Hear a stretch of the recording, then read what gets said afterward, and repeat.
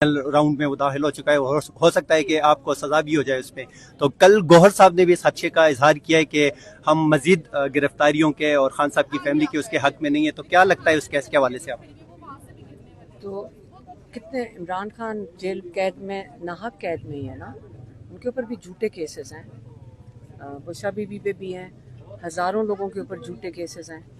तो यहाँ जब रूल ऑफ लॉ ख़त्म हो गया है, इंसाफ का निज़ाम ही कंट्रोल कर रहे हैं, फैसले ऊपर से आते हैं, अदालतें तो फैसले कर नहीं रही, केस तो सारे झूठे हैं। तो इसके अंदर कौन सी बड़ी, यही बात है ना कि झूठे केस किसी पे बनाकर ये किसी वक्त आपको जेल में डाल देंगे। अगर आपकी कल आपकी बात पसंद नहीं आएगी तो आप भी जेल में जाओगे। आप इसलिए डर के रहोगे कि आपको नहीं पता कि किसी वक्त आपको उठा के ले जाएं।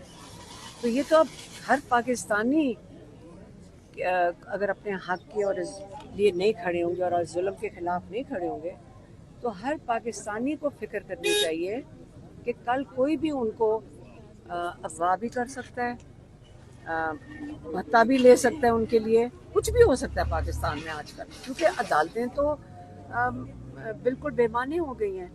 उनको जो ऑर्डर आएगा वो वही वाली सज़ा सुना देंगे। अच्छा, जेल इस्लाहत से मुतल्लिक